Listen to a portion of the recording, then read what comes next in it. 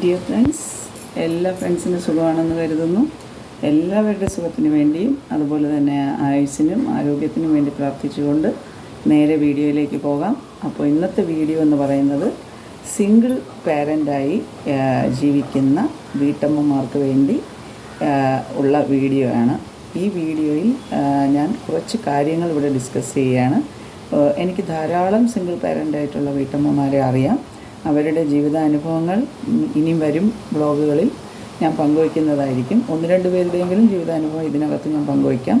കാരണം അങ്ങനെ പങ്കുവയ്ക്കുമ്പോൾ നമുക്ക് കുറച്ച് ജീവിതാനുഭവങ്ങൾ നേരിട്ട് മനസ്സിലാക്കാൻ സാധിക്കും. അത് മറ്റുള്ളവരുടെ ജീവിതത്തിൽ ഏതെങ്കിലും തരത്തിൽ ഒരു നല്ല തീരുമാനം എടുക്കാൻ അവരെ പ്രാപ്തരാക്കുമെങ്കിൽ അതാണ് ഞാൻ ഈ വീഡിയോ കൊണ്ട് ഉദ്ദേശിക്കുന്നത്.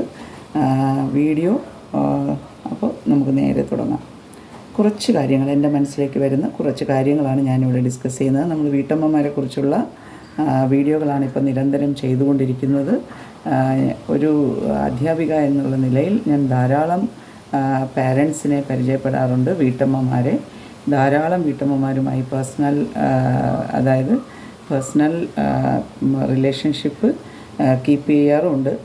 അത്യാവശ്യം അവരവരുടെ ഫാമിലി കാര്യങ്ങൾ പോലും എന്നെപ്പോലുള്ള അധ്യാപികമാരോട് പങ്കുവയ്ക്കുന്ന ധാരാളം വീട്ടമ്മമാരുണ്ട്. പറയാൻ പറ്റുന്ന കാര്യങ്ങൾ മാക്സിമം അവർ പറയാറുണ്ട്. അപ്പോൾ കുട്ടികളുമായി റിലേറ്റഡ് ആയിട്ടുള്ള കാര്യങ്ങളാകുമ്പോൾ അവർ സംസാരിക്കുമല്ലേ. അപ്പോൾ നമുക്ക് ഇതിനകത്ത് പറയാനുള്ള എന്താണെന്ന് വെച്ചാൽ, ഒരു സിംഗിൾ പാരൻ്റായിട്ടിരിക്കുന്ന വീട്ടമ്മ പെട്ടെന്ന് ഹസ്ബൻഡിനെ വേണ്ടെന്ന് വയ്ക്കുന്നതിന് പല കാരണങ്ങളുണ്ട്. ചില കേസുകളിൽ അവിചാരിതമായി വരുന്ന ഡെത്തായിരിക്കും, മരണം. അതുകൊണ്ടായിരിക്കും ചില വീട്ടമ്മമാർക്ക് ഹസ്ബൻഡിനെ നഷ്ടപ്പെടുന്നത്. അത് ഒരു വിഭാഗക്കാർ. മറ്റൊരു വിഭാഗക്കാർ ജീവിതത്തിൽ ചേർന്ന് പോകാതെ വളരെയധികം വിഷമതകളിൽ കൂടി കടന്നുപോയി ഒരു നിവൃത്തിയില്ലാതെ വരുമ്പോൾ ഡിവോഴ്സ് വാങ്ങി പിരിയുന്നവർ. അങ്ങനെ 2 വിഭാഗത്തിലാണ് ഈ വീട്ടമ്മമാർ ഇങ്ങനെ സിംഗിൾ പാരൻ്റായി മാറുന്നതല്ലേ. അപ്പോൾ നമുക്ക് ഇതിനകത്ത് പറയാൻ പറ്റുന്ന കാര്യം എന്ന് പറയുന്നത് എനിക്ക് തോന്നിയിട്ടുള്ള കാര്യമാണ് ഞാനിവിടെ ഡിസ്കസ് ചെയ്യുന്നത് കേട്ടോ. ഇത് നിങ്ങൾക്ക് ആർക്കെങ്കിലും റിലേറ്റബിൾ ആണെങ്കിൽ കമൻറ്റുകളായി നിങ്ങൾ എപ്പോഴും അറിയിക്കുന്നത് പോലെ തന്നെ അറിയിക്കുക. അപ്പോൾ സിംഗിൾ പാരൻറ്റ് പെട്ടെന്ന് ഹസ്ബൻഡ് ആൻഡ് വൈഫ് 2 പേരും പ്രൈവറ്റ് ജോബിലുള്ളവരാണെങ്കിൽ അവർ ഫേസ് ചെയ്യാവുന്ന ഒരു പ്രോബ്ലം, പെട്ടെന്ന് ഹസ്ബൻഡ് നമ്മളെ വിട്ടു പോകുന്നു അല്ലെങ്കിൽ മരണപ്പെടുന്നു, ഡിവോഴ്സ് വാങ്ങുന്നു അല്ലെങ്കിൽ മരണപ്പെടുന്നു. ഈ 2 കാറ്റഗറിയിൽ വന്നാലും സിംഗിൾ വീട്ടമ്മയായി മാറുന്ന ഈ വീട്ടമ്മ ധാരാളം പ്രശ്നങ്ങൾ അഭിമുഖീകരിക്കേണ്ടി വരും. അതിൽ പ്രധാനപ്പെട്ട ഒരു പ്രശ്നമാണ് സാമ്പത്തികം എന്ന് പറയുന്നത്. പിരിഞ്ഞു പോയാലും മക്കൾക്ക് ചിലവിന് കൊടുക്കുന്നവരും ചിലവിന് കൊടുക്കാത്തവരും ഉണ്ട്. ഇനി ഡെത്താണെന്നുണ്ടെങ്കിൽ നമുക്ക് പ്രൈവറ്റ് ജോബിലിരിക്കുന്ന ഒരാൾ മരണപ്പെട്ടു പോയാൽ ആ ഫാമിലിക്ക് കാര്യമായ ഒന്നും, വല്ല ലിമിറ്റഡ് കമ്പനി അങ്ങനെ ആണെങ്കിൽ എന്തെങ്കിലും കിട്ടും എന്നുള്ളതല്ലാതെ അവർക്ക് കാര്യമായ ഒന്നും കിട്ടില്ല.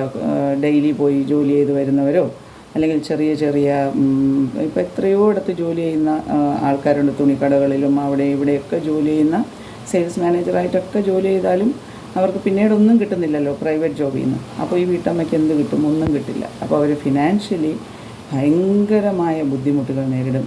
മിക്കവാറും വീട്ടമ്മമാരും സിംഗിൾ പാരൻ്റായിട്ടുള്ളവർക്ക് വാടക വീടുകളിൽ താമസിക്കേണ്ട ഒരവസ്ഥ വരും. അപ്പോൾ വാടക കൊടുക്കാനുള്ള കാശുണ്ടാക്കണം, മക്കൾക്ക് ആഹാരവും വസ്ത്രവും കൊടുക്കാനുള്ള കാശുണ്ടാക്കണം, അതുപോലെ തന്നെ വീടിൻ്റെ റെൻറ്റിനുള്ള പൈസ ഉണ്ടാക്കണം. അപ്പോൾ പിന്നെ സ്വന്തം കാര്യങ്ങൾക്ക് വേണ്ടിയുള്ള പൈസകളും ഉണ്ടാക്കണം. അപ്പോൾ ഇത്രയും കാശ് ഉണ്ടാക്കാനുള്ള, പെട്ടെന്ന് ആ വീട്ടമ്മ നേരത്തെ തന്നെ ജോലിക്ക് പോയിക്കൊണ്ടിരിക്കുന്ന ഒരു വീട്ടമ്മയാണെന്നുണ്ടെങ്കിൽ അവർക്ക് അവരെങ്ങനെയെങ്കിലുമൊക്കെ പിടിച്ചു നിൽക്കും.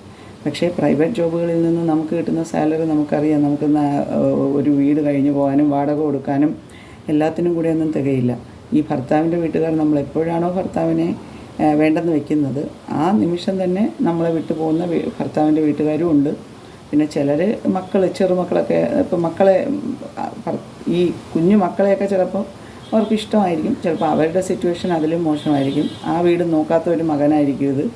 അപ്പോൾ ആ ദേഷ്യവും കൂടെ ഈ സിംഗിൾ വീട്ടമ്മയായിട്ട് താമസിക്കുന്ന അവരോട് ഒരിക്കലും ഒരു സ്നേഹം തോന്നാനുള്ള വഴിയില്ല. അപൂർവം ചില വീടുകളിൽ മാത്രം ഭർത്താവിൻ്റെ അമ്മയ്ക്കോ അല്ലെങ്കിൽ ഭർത്താവിൻ്റെ കൂടെയുള്ള ആൾക്കാർക്കോ ഒക്കെ ഇവരോട് ഒരിഷ്ടം കാത്തു സൂക്ഷിക്കുന്നവരുണ്ട്. അതൊന്നും നമുക്ക് പ്രതീക്ഷിക്കാൻ പറ്റില്ല. പിന്നെ ചെറുപ്പമാണ് ഈ വീട്ടമ്മ. എവിടെയെങ്കിലും ഒരു ജോലിക്ക് പോയാൽ ജോലി സ്ഥലത്ത് നേരിടുന്ന പ്രതിസന്ധികൾ, ഒന്ന് ഹസ്ബൻഡില്ല, അപ്പോൾ അവിടെ അഭിമുഖീകരിക്കുന്ന പ്രതിസന്ധി എന്ന് പറയുന്നത് നമുക്ക് വാക്കുകളിൽ വിവരിക്കാൻ പറ്റില്ല. ഞാൻ ഈ അടുത്ത ഇടയ്ക്ക് ഒരു സിംഗിൾ പാരൻ്റായിട്ടുള്ള ഒരു വീട്ടമ്മ പിന്നെ ഒരു സ്ഥാപനത്തിൽ ജോലി ചെയ്യാണ്. അപ്പോൾ അവിടെ അക്ഷയ സെൻറ്റർ പോലുള്ള അങ്ങനത്തെ ഒരു ഇതിലാണ് ജോലി ചെയ്യുന്നത്. അപ്പോൾ അവർ പറയുകയാണ്, ഒരാൾ വന്ന് അവരുടെ ഒരു വാട്സപ്പ് നമ്പർ കാണുമല്ലോ, അതിനകത്ത് ഡീറ്റെയിൽസൊക്കെ അയച്ചു കൊടുത്തു. പക്ഷെ അത് ഈ ഒരു ഒഫീഷ്യൽ കാര്യത്തിന് വേണ്ടി മാത്രം ഉപയോഗിക്കുന്ന ഒരു വാട്സപ്പാണ്. അപ്പോൾ ഇവർ പിന്നീടായപ്പോൾ നോക്കിയപ്പോൾ അതിനകത്തേക്ക് തന്നെ നിരന്തരം മെസ്സേജ് അയച്ച് ബുദ്ധിമുട്ടിക്കുകയാണ് ആൾക്കാർ. മനസ്സിലായില്ലേ? അപ്പോൾ ഇത് പിന്നെ മാരീഡ് ആയിട്ടുള്ളവർക്കും സിംഗിൾ പാരൻ്റായിട്ടുള്ളവർക്കും എല്ലാവരും അഭിമുഖീകരിക്കുന്നതാണ്. പക്ഷേ ഒരു സിംഗിൾ പാരൻ്റായി ജീവിക്കുന്ന വീട്ടമ്മയെ സംബന്ധിച്ച് അവർക്ക് ഇതൊക്കെ ചെന്നൊന്ന് തുറന്ന് പറയാൻ ഒരാളില്ല. മാരീഡ് ഹസ്ബൻഡ് കൂടെയുള്ള ഒരാളിനാണെങ്കിൽ വീട്ടിൽ ചെന്ന് ഹസ്ബൻഡിനോട് ഡിസ്കസ് ചെയ്യാം, എനിക്ക് ഇങ്ങനത്തെ പ്രശ്നങ്ങളുണ്ടെന്ന്. അത് മനസ്സിലാക്കുന്ന ഹസ്ബൻഡാണെങ്കിൽ കേട്ടോ, അല്ലെങ്കിൽ അതും നമുക്ക് നടക്കില്ല. പക്ഷെ എന്നാൽ അവർക്കൊരു അത്താണി എന്ന് പറയുന്ന ഒരു സപ്പോർട്ടിന് ആരെങ്കിലുമൊക്കെ ഉണ്ടാവും. സിംഗിൾ പാരൻ്റായിട്ട് താമസിക്കുന്ന വീട്ടമ്മയെ സംബന്ധിച്ച് എല്ലാ കാര്യങ്ങളും ഒറ്റയ്ക്കാണ് ഹാൻഡിൽ ചെയ്യേണ്ടി വരുന്നത്. അതിൽ ഞാൻ പറഞ്ഞു, ഫിനാൻഷ്യൽ പ്രോബ്ലമാണ് അവരെ ഏറ്റവും കൂടുതൽ അലട്ടുന്നത്. ഇനി ഗവൺമെൻറ് ജീവനക്കാരനാണെന്നുണ്ടെങ്കിൽ നമുക്ക് കുഴപ്പമില്ല, അതിൻ്റെ ജോലിയോ അല്ലെങ്കിൽ അതിൻ്റെ പെൻഷനോ കാര്യങ്ങളൊക്കെ വൈഫിനും മക്കൾക്കും കിട്ടും. അത് അവർക്കൊരു വലിയ ആശ്വാസമാണ്. ഇപ്പോൾ എല്ലാവരും സർക്കാർ ജീവനക്കാരായിട്ടുള്ള ഹസ്ബൻഡ്സ് അല്ലല്ലോ എല്ലാവർക്കും ഉള്ളത്, അല്ലേ? അപ്പോൾ അതൊരു വിഷയമാണ്. പിന്നെ ഇവർക്ക് നേരിടുന്ന മറ്റൊരു പ്രശ്നം ഞാൻ കണ്ടിട്ടുള്ളതെന്ന് പറഞ്ഞാൽ, ഇവർക്കൊരു മാനസികമായ സപ്പോർട്ട് കൊടുക്കാനായിട്ട് അധികം പിന്നെ ആൾക്കാരും കൂടുതലായി ഞാൻ കണ്ടിട്ടുള്ളത് ഇവരെ എപ്പോഴും കുറ്റപ്പെടുത്തും. അവരൊരു നല്ല ഡ്രസ്സ് ഇട്ട് പോയാൽ, നല്ലതായിട്ടൊന്ന് ഒരുങ്ങിപ്പോയാൽ, നല്ലതായി പ്രസൻറ്റബിളായിട്ട് പോയാലോ ഒക്കെ ഇവരെ ഓരോ കാര്യങ്ങൾ പറഞ്ഞ് മാനസികമായി തളർത്താൻ നോക്കും. മനസ്സിലായില്ലേ? ഇപ്പോൾ 4 ആൾ കൂടിയിരിക്കുന്ന ഒരു സ്ഥലത്ത് ചെല്ലുമ്പോൾ ഞാൻ പലരെയും കണ്ടിട്ടുണ്ട് അങ്ങനെ ചോദിക്കുന്നത്, ഇപ്പോൾ ഹസ്ബൻഡ് കൂടെ ഇല്ല അല്ലേ? അവർക്ക് അറിയായിരിക്കും നന്നായിട്ട് ഈ ഹസ്ബൻഡ് ഇല്ല, ഡിവോഴ്സായി, ഇവരൊറ്റയ്ക്കാണ് താമസിക്കുന്നത്. എന്നാലും ഒരു കല്യാണ സ്ഥലത്തോ എവിടെയെങ്കിലുമൊക്കെ പോകുമ്പോൾ അവർക്ക് ചോദിക്കാനുണ്ടാകുന്ന ഒരേ ഒരു ചോദ്യം, നാട്ടുകാരായാലും അറിയുന്നവരായാലും മനഃപൂർവ്വം വേദനിപ്പിക്കാനായിട്ടെങ്കിലും കുറച്ച് പേര്, എല്ലാവരെയും ഞാൻ പറയുന്നില്ല കേട്ടോ, കുറച്ച് പേരെങ്കിലുമൊക്കെ ഇങ്ങനെ ചോദിക്കാറുണ്ട്, ഇപ്പോൾ ഹസ്ബൻഡിൻ്റെ കൂടെ അല്ലേ താമസിക്കുന്നത്, പിന്നെ ഇപ്പോൾ എന്ത് ജോലി ചെയ്യുന്നു? ഇങ്ങനെ അർത്ഥം വെച്ചുള്ള ചോദ്യങ്ങൾ ഇവർക്ക് നേരിടേണ്ടി വരും.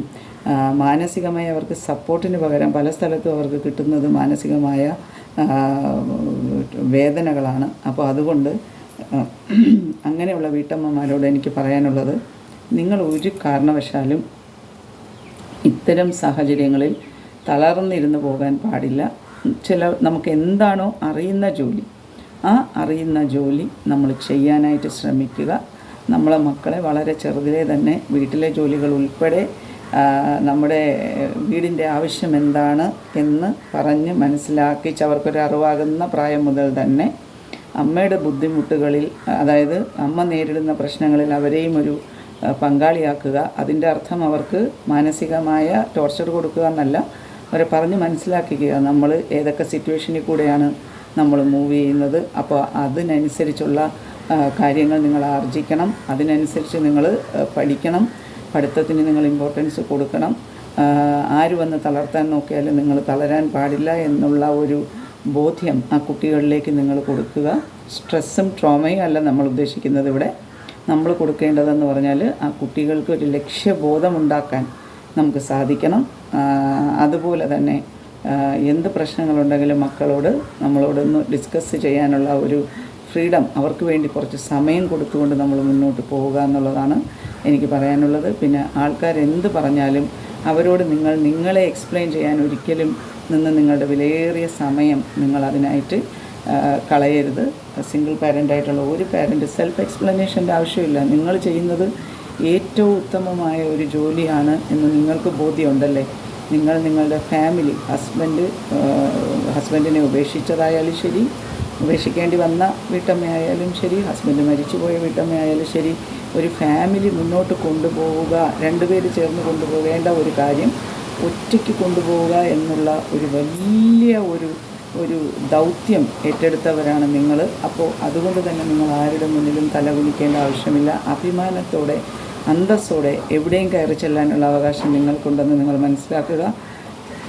തീർച്ചയായും നമുക്ക് വേദനാജനകമായ സങ്കടങ്ങളും പ്രശ്നങ്ങളും ഉണ്ടാവും. നിങ്ങൾക്ക് കരയണമെന്നാണെങ്കിൽ നിങ്ങൾ കരഞ്ഞു തീർക്കുക. അല്ലാതെ നമുക്ക് കുറച്ച് വിഷമമുണ്ട്, അതുകൊണ്ട് നമ്മളെപ്പോഴും പോസിറ്റീവായിട്ടിരിക്കുക എന്ന് പറഞ്ഞിട്ട് നമുക്ക് നമ്മുടെ വിഷമം ഉള്ളിലൊതുക്കി ഇങ്ങനെ ചിരിച്ചുകൊണ്ടിരിക്കാനൊന്നും പറ്റില്ല. നമുക്ക് വിഷമം വന്നാൽ നമ്മൾ കരഞ്ഞു തീർക്കുക. നമ്മൾക്ക് ഏറ്റവും പറയാൻ പറ്റുന്ന ഒരാളുണ്ടെങ്കിൽ ആ വ്യക്തിയോട് നമുക്കത് പറയാം. നിങ്ങൾക്ക് ഉത്തമ ബോധ്യമുണ്ട് നാളെ ഒരു സമയം അവർ നിങ്ങൾക്കെതിരെ ഇത് ഉപയോഗിക്കില്ല നിങ്ങൾ പറഞ്ഞ കാര്യങ്ങളെന്ന് ഉത്തമ ബോധ്യമുള്ള ഒരാളിനോട് പറയുക. അല്ലെങ്കിൽ നമ്മൾ വിളക്ക് കൊളുത്തി ഏത് ദൈവത്തിനെയാണോ നമ്മൾ പ്രാർത്ഥിക്കുന്നത് ആ ദൈവത്തിനോട് എല്ലാ കാര്യങ്ങളും ഒന്ന് നമ്മുടെ മനസ്സ് തുറക്കുക എന്നുള്ളതാണല്ലോ നമുക്ക് ആവശ്യം. അപ്പോൾ അങ്ങനെയൊന്ന് തുറക്കുക. അല്ലെങ്കിൽ സ്വന്തം മക്കൾ കുറച്ചറിവായവരാണെങ്കിൽ അവരോട് നിങ്ങൾ മനസ്സ് തുറക്കാൻ ശ്രമിക്കുക. അപ്പോൾ അങ്ങനെ നിങ്ങളെ തന്നെ മാറ്റിയെടുക്കണം. അല്ലാതെ നിങ്ങൾ വിഷമിക്കരുതെന്നൊന്നും ഞാൻ ഒരിക്കലും പറയില്ല. കാരണം വിഷമവും സന്തോഷവും ഒക്കെ ജീവിതത്തിൻ്റെ 2 പാർട്ടുകളാണ്. പിന്നെ നല്ല ചിന്തകൾ കൊണ്ടുവരാനായി ശ്രമിക്കാം. നമ്മുടെ വിഷമം മാറുമ്പോൾ ഓട്ടോമാറ്റിക്കായിട്ട് നമുക്ക് കുറച്ച് കരുത്തൊക്കെ കിട്ടും. എല്ലാ വീട്ടമ്മമാരും അങ്ങനെ തന്നെയാണ്, ഞാനും അങ്ങനെ തന്നെയാണ്. എനിക്കാരെങ്കിലും ഒരു വിഷമമുള്ള കാര്യം പറഞ്ഞാൽ അപ്പം തന്നെ കണ്ണ് നിറയുന്ന ഒരാളായിരുന്നു. ഇപ്പോഴും കണ്ണ് നിറഞ്ഞു പോകും. നിറഞ്ഞിട്ട് അടുത്ത നിമിഷം ഞാൻ എനിക്ക് പറ്റുന്ന രീതിയിൽ ഞാൻ പറയും കരുത്തോടെ മുന്നോട്ട് പോകണം, ഒരു കാരണവശാലും തളർന്നിരിക്കരുത് എന്ന് ഞാൻ പറയും. അതുപോലെ നമുക്ക് ഓരോരുത്തർക്കും അത്തരത്തിലുള്ള ഒരു മനോഭാവം ഉണ്ടായാൽ ഒരു പരിധി വരെ നമുക്ക് നമ്മുടെ ജീവിതത്തിൽ പിടിച്ചു നിൽക്കാം. തുടക്കത്തിലൊക്കെ നമ്മൾ ആരെങ്കിലും ഒരു അപവാദം പറയുമ്പോഴോ ഒരു വേണ്ടാത്ത കാര്യം പറയുമ്പോഴോ നമുക്ക് വേദനയുണ്ടാകും. പിന്നെ ആകുമ്പോൾ നമ്മളത് ലെറ്റ് ഗോ ചെയ്യും. നമുക്കത് ഓക്കെ. അതുകൊണ്ട് നമ്മൾ ഒരിക്കലും നമ്മളെ വില വയ്ക്കാത്ത ഒരാളിൻ്റെ മുന്നിൽ നമ്മളെക്കുറിച്ചുള്ള സെൽഫ് എക്സ്പ്ലനേഷൻ കൊടുക്കേണ്ട ഒരു കാര്യവും ഇല്ല എന്നാണ് ഞാൻ മനസ്സിലാക്കിയത്. എത്ര പറഞ്ഞാലും അവർ മനസ്സിലാക്കില്ല. പിന്നെ എന്തിനാണ് നമ്മൾ അവരെ മനസ്സിലാക്കിക്കാൻ ശ്രമിക്കുന്നത്? അല്ലേ? നമുക്കൊരു ബോധ്യം ഉണ്ടാവണം നമ്മൾ എന്ത് കാര്യമാണ് ചെയ്യുന്നത് എന്നുള്ള കാര്യത്തിൽ. അപ്പോൾ ഇത് ഫിനാൻഷ്യലി ഉള്ള ഒരു ചെറിയ ജോലിയെങ്കിലും നമ്മൾ ഉടനെ കണ്ടെത്തണം. ഇപ്പോൾ പിന്നെ നമുക്ക് വീട്ടിലിരുന്ന് ചെയ്യാവുന്ന ധാരാളം തൊഴിലുകളുണ്ട്. നമുക്ക് വീട്ടിൽ കൈത്തൊഴിലുകളായിട്ടുള്ള സ്റ്റിച്ചിങ് ചെയ്യാം, പാക്കിംഗ് ചെയ്യാം. പിന്നെ അതുപോലെ തന്നെ എന്തിനു പറയുന്നത് നമുക്ക് യൂട്യൂബ് വരെ തുടങ്ങാം. യൂട്യൂബ് എന്ന് പറയുന്നത് ഒരു ഗ്രേറ്റ് പ്ലാറ്റ്ഫോമാണ്. ഏത് വീട്ടമ്മയുണ്ടെങ്കിലും സ്വന്തം പ്രശ്നങ്ങൾ പറഞ്ഞുകൊണ്ട് തന്നെ നമുക്ക് നമ്മുടെ യൂട്യൂബ് ചാനൽ തുടങ്ങിക്കഴിഞ്ഞാൽ അത് ഏറ്റവും നല്ല ഒരു പ്ലാറ്റ്ഫോമായിട്ട് എനിക്ക് തോന്നിയിട്ടുണ്ട്. കാരണം എത്ര പേരാണല്ലേ നമ്മൾ മനസ്സിലാക്കുന്നവർ യൂട്യൂബിനകത്തുള്ളത്. അപ്പോൾ അത് നമുക്ക് ഉപയോഗിക്കാം. അതിന് താല്പര്യമില്ല എന്നുള്ള ആൾക്കാരാണെന്നുണ്ടെങ്കിൽ അവർക്ക് പഠിപ്പിക്കാൻ പോകാനാണ്, ട്യൂഷൻസ് എടുക്കാനാണ് ഇഷ്ടമെങ്കിൽ അങ്ങനെ ചെയ്യുക. അപ്പോൾ ഫിനാൻഷ്യലി നിങ്ങൾ എത്രയും പെട്ടെന്ന് നിങ്ങളെക്കൊണ്ട് കഴിയുന്ന രീതിയിലൊന്ന് ഇൻഡിപെൻഡൻ്റ് ആവുക. ആ കിട്ടുന്ന തുകയിൽ നിന്ന് തന്നെ നിങ്ങൾക്കായി ഒരു തുക നിങ്ങൾ മാറ്റിവെക്കാൻ ഒരിക്കലും മറന്നു പോകരുത്. ഞാൻ എന്നും പറയുന്നതാണ്, 100 രൂപ കിട്ടുമ്പോൾ 10 രൂപയെങ്കിലും അത് ബാക്കിയെല്ലാം നിങ്ങൾ ചിലവാക്കിക്കോളൂ. ഒരു 10 രൂപ നിങ്ങളതിൽ നിന്ന് മാറ്റിവെക്കാൻ എപ്പോഴും ശ്രമിക്കുക. എത്ര രൂപയാണോ നിങ്ങൾക്ക് മാറ്റിവെക്കാൻ പറ്റുന്നത്, ഓരോരുത്തർക്കും പല രീതിയിലായിരിക്കും. അപ്പോൾ അങ്ങനെ വയ്ക്കുക. പിന്നെ വലിയ ഒരു ആർഭാടമായ ജീവിതം, അതായത് നമുക്ക് ഉള്ളപ്പോൾ ഒരു സാധനം വീണ്ടും വീണ്ടും വാങ്ങി ശേഖരിക്കുന്ന ചില വീട്ടമ്മമാർ, അത് ഓരോരുത്തരുടെയും ചോയ്സാണ്, ഓരോരുത്തരുടെയും ക്രൈസാണ്. പക്ഷെ നമ്മളെന്നാലും ഒരു മിനിമലിസ്റ്റിക് ജീവിതം, നമുക്ക് വേണ്ട കാര്യങ്ങളൊക്കെ വാങ്ങുക, വേണ്ടാത്ത കാര്യങ്ങൾക്ക് വേണ്ടി അനാവശ്യമായി നമ്മൾ പൈസ ചിലവാക്കി കളയാതിരിക്കുക. അപ്പോൾ അങ്ങനെയും ഒരു നല്ല രീതി. പിന്നെ ഏറ്റവും പ്രധാനമായി വേണ്ടത് ഒരു പ്രാർത്ഥന, അല്ലേ? പ്രാർത്ഥന എന്ന് പറയുന്നത് ഒരു അന്ധവിശ്വാസത്തിൻ്റെ പുറകെ പോകലല്ല, നമ്മുടെ മനസ്സിൻ്റെ ഒരു ശക്തിക്ക് വേണ്ടി. നമ്മുടെ മനസ്സ് എങ്ങോട്ടും, നമ്മളൊരു മെഡിറ്റേഷനൊക്കെ പറയുന്നില്ല എന്ന് പറയുന്ന പോലെ നമ്മൾ വിശ്വസിക്കുന്ന ആ ശക്തിയിൽ നമ്മളൊന്ന് മനസ്സ് തുറന്ന് എല്ലാ ദിവസവും നമ്മളൊന്ന് മനസ്സിരുത്തി പ്രാർത്ഥിക്കുക. അങ്ങനെ പ്രാർത്ഥിക്കുകയാണെങ്കിൽ നമുക്ക് നല്ലൊരു മാനസികമായ ധൈര്യം കിട്ടും. മാത്രമല്ല അത് നമ്മുടെ ജീവിതത്തിൻ്റെ ഭാഗമായി മാറുകയും ചെയ്യും. നമുക്ക് എന്ത് പ്രശ്നം വന്നാലും നമുക്ക് മറ്റൊരാളോട് പോയി പറയണമെന്നൊരു നിർബന്ധമില്ല. നമ്മൾ വിശ്വസിക്കുന്ന ഈശ്വര സാന്നിധ്യം അല്ലെങ്കിൽ ചൈതന്യത്തിൻ്റെ മുന്നിൽ നമ്മൾ പറയുന്നു. അതുകൊണ്ട് നമുക്ക് യാതൊന്നും ഭയപ്പെടേണ്ട ആവശ്യമില്ല. ഇനി അവർ തിരിച്ച് നമ്മളെ എന്തെങ്കിലും ഒരവസരത്തിൽ ഉപയോഗിക്കുമോ എന്നുള്ളത്. ഓക്കെ, അപ്പോൾ അത് ചെയ്യുക. ഇതൊക്കെ ചെയ്യുകയാണെങ്കിൽ, ഇങ്ങനെയൊക്കെ ഉള്ള വീട്ടമ്മമാർ എന്നോട് ഡിസ്കസ് ചെയ്ത കാര്യങ്ങളാണ് ഞാൻ നിങ്ങളോട് പറയുന്നത്. അപ്പോൾ ഇതിൽ വീട്ടമ്മയുടെ സിംഗിൾ പാരൻറ്റിൻ്റെ ജീവിതാനുഭവങ്ങൾ ധാരാളമുണ്ട്.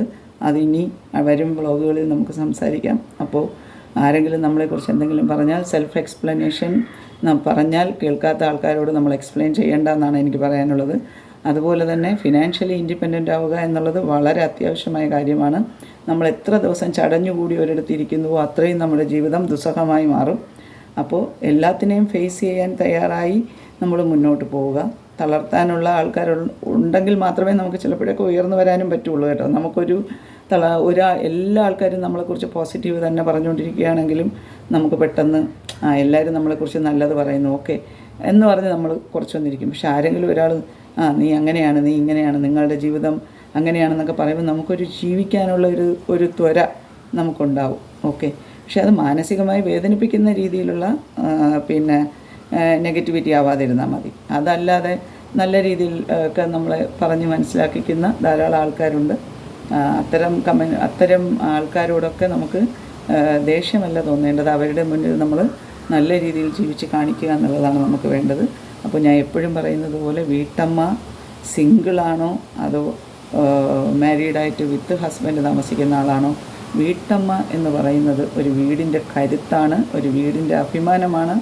എക്കാലവും അത് ധാരാളം ആൾക്കാർ അങ്ങനെ അല്ലാത്തവരുണ്ടെന്ന് പറയുമ്പോഴും ഒരു വീട്ടമ്മ, ഒരു വീട് എന്ന് പറയുമ്പോൾ നമ്മൾ പെട്ടെന്ന് നമ്മുടെ മനസ്സിലേക്ക് ഓടി വരുന്നത് ഒരു വീട്ടമ്മയുടെ ചിരിക്കുന്ന ആ ഒരു ചിത്രമാണ്.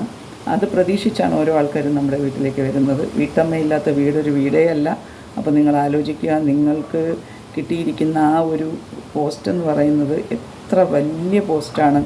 അപ്പോൾ അതിലും വലിയൊരു ഒരു പോസ്റ്റോ അതിലും വലിയൊരു അംഗീകാരമോ നിങ്ങൾക്കിനി കിട്ടാനേ ഇല്ല. അപ്പോൾ അതുകൊണ്ട് ഏറ്റവും ശ്രേഷ്ഠമായ വീട്ടമ്മ എന്നുള്ള ആ ഒരു എന്താ പറയുന്ന ഒരു ദൗത്യം നമ്മുടെ ജീവിതത്തിൻ്റെ ഒരു ദൗത്യം തന്നെയാണത് അല്ലേ. ദൗത്യം എന്ന് പറയുമ്പോൾ പൂർണ്ണ മനസ്സർപ്പിച്ച് മുന്നോട്ട് പോകുന്ന ഒരു കാര്യം, അതാണ് സന്തോഷത്തോടെ ചെയ്യുന്ന ഒരു കാര്യം.